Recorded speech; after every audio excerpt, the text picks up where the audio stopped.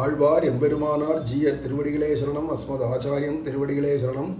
ஸ்ரீசைலேச தயாபாத்திரம் தீபக்தியாதி குணார்ணவம் யதீந்திர பிரவணம் வந்தே ரம்யஜா மாதரம் முனிம் கலையாமி கலித்வம்சம் கவிம் லோக திவாகரம் யசகோபி பிரகாசாபிஹி ஆவித்யம் நியதம் தமஹ. வாழி எதிராசன் வாழி எதிராசன் வாழி எதிராசன் என வாழ்த்துவார், வாழி என வாழ்த்துவார், வாழி என வாழ்த்துவார், தாளினையில் தாழ்த்துவார் விண்ணோர் தலை. ஸ்ரீமத் கிருஷ்ண சமாஹ்வாய நமோ யாமுன சூனவே யற்கட்டாட்சைக லக்ஷானாம் சுலபஸ்ரீதர சதா.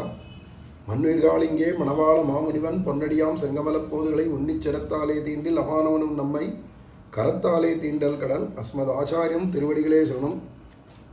பெரிய திருமொழி முதல் 10 முதல் திருமொழி அதில் 4வது பாசுரம். வென்றியே வேண்டி வீழ்பொருட்கிறங்கி வேட்கணாக் கலவியே கருதி நின்றவான் எல்லா நெஞ்சனை உடையேன் என் செய்கேன் நெடுவிசும் பணவும் பன்றியாய் அன்று பாரதம் கேண்ட பாரகம் கேண்ட பாழியான் ஆழியான் அருளே நன்று நான் உய்ய நான் கண்டு கொண்டேன் நாராயணா என்னும் நாமம். எங்கே போனாலும் ஜெயிக்கணும், வெற்றி கொள்ளணும் அப்படின்னு நினச்சிண்டு எங்கே பார்த்தாலும் போய் யுத்த பூமிக்கு போவேன், எல்லாத்தையும் வெற்றி கொண்டு வருவேன். இதெல்லாம் எதுக்கிடானா வீழ்பொருட்கு இறங்கி வேர்க்கனார் கலவியை கருதி. நிறைய தனம் சம்பாதிச்சு வச்சுன்னு என்ன பண்ண போகிற நீ அப்படின்னு கேட்டால், எல்லாம் ஸ்திரீ லோலனா போய் அவளுக்கு பின்னாடியே சுகபோகம் நமக்கு கிடைக்குமா? அங்கே போனால் வெறுமனை போனால் கிடைக்காது, எதையாவது பொருள் எடுத்துன்னு போனால் தானே கிடைக்கும். அப்படிங்கிறதுனால நல்ல தனத்தை நிறைய சம்பாதிச்சுட்டு, அதுவும் வேர்க்கனார்ன்றதுனால வேல் போன்ற கூர்மையான கண் அப்படி உடையவர்களாகிய ஸ்திரீகள் அவளுடைய கலவி அப்படிங்கிறதுனாலே அவளுடைய சம்ஸ்லேஷத்தை விரும்பி கூடணும் அப்படிங்கிற ஆசையில் இப்படியே ஓடிந்த நின்றவான் இல்லா நெஞ்சனை உடையன் அலைஞ்சின்ற இருந்த மனசோட இங்கேயும் அங்கேயோன்னு இருந்தவன் நெடுசிம்பனமும் பன்றியா என்று பாரகம் கீண்ட பாழியான் ஆழியன். நான் இப்படி அலைஞ்சிருந்த எனக்கு எப்போவாவது ஏதாவது ஒரு சந்தர்ப்பத்தையாவது பெருமாள் அடைஞ்சிட்டா தேவலாம், வைகுண்டம் போனால் தேவலாம், வைகுண்டம் அடையிறது தான் புருஷார்த்தம். இது மாதிரி ஏதாவது ஒன்று காதில் விழுந்து இருந்தால் பரவாயில்ல, இல்லை அதுக்கு ஏதாவது நான் முயற்சி பண்ணியிருந்தா பரவாயில்ல. பாழியான் ஆழியான் அருளே. அவருக்கு எதனால் என் பேரில் கிருபை உண்டாச்சுன்னு தெரில. என் பேரில் கூட கிருபை உண்டாயிடுத்து அந்த எம்பெருமானுக்கு. அதுதான் எனக்கு புரியாத விஷயமா இருக்கு. அருளேங்கிறதுனாலேயே அபிமானம் பண்ண கடவதல்லாத விஷயங்களிலே அபிமானம் பண்ணியும் சோகிக்க கடவதல்லாததற்கு சோகித்தும் நரகாவகமான விஷயங்களை அனுபவிக்க மனோரதித்ததையும் நின்றவான் இல்லா நெஞ்சனையுடையன் என்று இப்படி கைகழிந்த என்னை இனி இவன் தானாக மெழமாட்டான் என்று அதுவே ஏதுவாக எடுக்க உருப்பட்ட சர்வேஸ்வரன் கிருபையாலே அருளே என்னவுமாம் அருளாலே என்னவுமாம் அப்படிங்கிறாங்க வியாக்கியானத்தில். அபிமானம் கடவுது அல்லாத எதுக்கிட்டெல்லாம் அபிமானம் வைக்கக்கூடாதோ மெனக்கட்டுன்னு அதிலெல்லாம் அபிமானம் அதிகமாக வச்சுப்பேன். இப்படி இருந்தேன் நான். எதுக்கெல்லாம் சோகிக்க வேண்டாமோ அதுக்கெல்லாம் போய் மெனக்கண்டு சோகத்தை உண்டாக்கிண்டாவது சோகிச்சுன்னு கிடப்பேன். இப்படி நரகாவகமான விஷயங்களை அனுபவிக்க மனோரதித்தும் அவன் நரகத்துக்கு ஏதுவான எது உண்டோ அங்கே போய் துக்கப்படுறதுக்கு வேண்டியதான என்னென்ன உண்டோ அதை போய் இங்கே மனோரதம் பண்ணி ஆசைப்பட்டு பாப காரியங்களே பண்ணிட்டு இருந்தேன். அதில் வேற மனசு இங்கே அங்கே இங்கெங்கன்னு அலையிற மனசாக இருந்த எனக்கு இனி இவன் தானாக மீள மாட்டான், இவனா இனிமே கரையேற மாட்டான், நம்ம கிருபை பண்ணி கரையேற்றணும்னு பலாத்காரம் பண்ணி பகவான் கிருபை பண்ணுறான் அப்படிங்கிறார். இனி இவன் தானாக மீள மாட்டான் என்று அதுவே ஹேதுவாக இவனுக்கு கிருபை பண்ணுறியே, எதுக்காக இவனுக்கு கிருபை பண்ணுற, என்ன தகுதி இருக்குன்னு கிருபை பண்ணுறேன்னா ஒரு தகுதி இல்லாதவன்றதுனாலேயே அவனுக்கு கிருபை பண்ணுறேன். தகுதி இருந்து கிருபை பண்ணால் அவன் பண்ண காரியத்துக்கு கூலி கொடுத்ததா போயிடும். இப்போ நான் என்ன பண்ணேன்னா அவனுக்கு ஒரு தகுதி இல்லை, அவனால் கரையேறவே முடியாதுன்னு இருக்கிறதுனால அதையே காரணம் காட்டி நான் கிருபை பண்ணுறேன் அப்படிங்கிறார். பகவான் நினச்சா இவரை எப்படியாவது கரையேற்றணும் இந்த ஜீவனை அப்படின்னு நினச்சிட்டு சர்வேஸ்வரன் கிருபையாலே பரம கிருபையினாலே அப்படிங்கிறதுனால அருளே அப்படின்னு விட்டார். அந்த கிருபையினாலேயே நன்று நான் உய்ய, நான் உயிர்ந்து போகிறதுனாலே வைகுண்டத்தில் போய் கைங்கரியம் பண்ணுறது இல்லை, நன்று நான் உய்ய, நன்று நல்ல விதமாக நான் உஜ்ஜீவிச்சேன்னா என்ன அர்த்தம்னா இங்கேருந்து நான் வைகுண்டம் போனவன் அப்படின்னு இல்லாத வைகுண்டத்திலே இருக்கிற நித்திய சூரியகளை போல நாக்கப்படும். நான் எப்படி இருந்தேன் இத்தனை சொல்லிட்டு வந்தேன். ஆனால் என்ன வைகுண்டத்தில் இருக்கிற நித்திய சூரியர்களை போல ஆக்கி வச்சுட்டா நான் ஒரு அஸ்பிருஷ்ட சம்சார கந்தரில் ஒத்தராக ஆகிட்டேன்.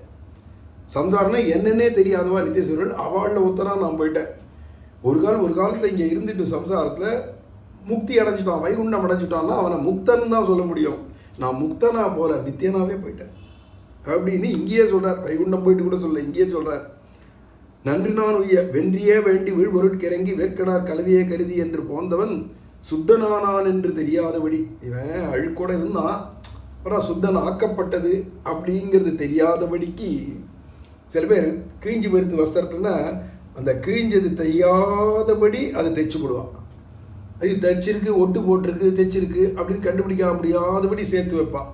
அதை மாதிரி வேஷ்டி கிழிஞ்சது தெரியாத தைச்சு கொடுக்குறவா உண்டு இல்லையா? அதை மாதிரி இவன் ஒரு காலத்தில் அசுத்தமாக இருந்தான், இப்போ சுத்தன் ஆயிட்டான் அப்படிங்கிறது தெரியாதபடிக்கு இவன் என்றைக்குமே சுத்தம் தான், என்றைக்குமே நித்தியமே சுத்தம் தான், நித்தியமே ஞானி தான், நித்தியமே பரிபூர்ணம் தான். இவன் நித்திய சூரியர்களில் ஒருத்தன் தான். இவன் அனந்தகளோட விஷக்சனாதிகளில் இவனும் ஒருத்தன் அப்படிங்கிற மாதிரி பண்ணிவிடுத்தான் இந்த நாமம், பகவானுடைய கிருபை.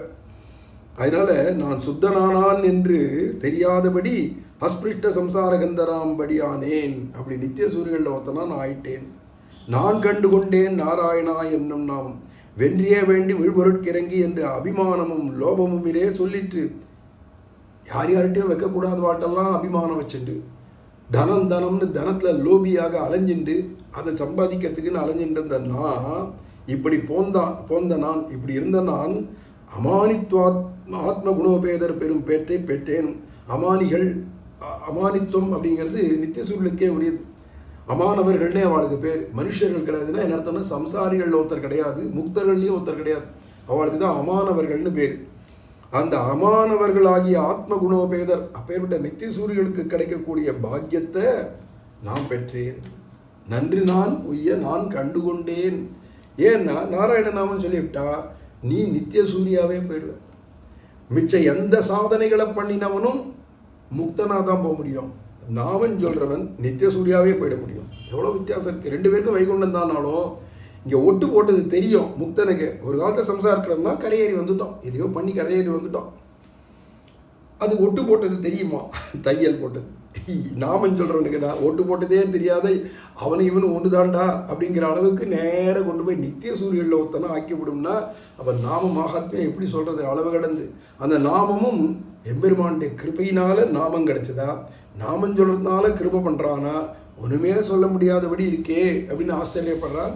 அப்பேற்பட்டதான எம்பெருமானுடைய கிருபையினாலேயோ பாகவதான ஆச்சாரியருடைய கிருபையினாலேயோ இவன் நாமம் சொல்கிறான் அப்படின்னும் புரியல. பகவத் கிருபையினால தான் நாமம் சொல்கிறான்னு புரியல.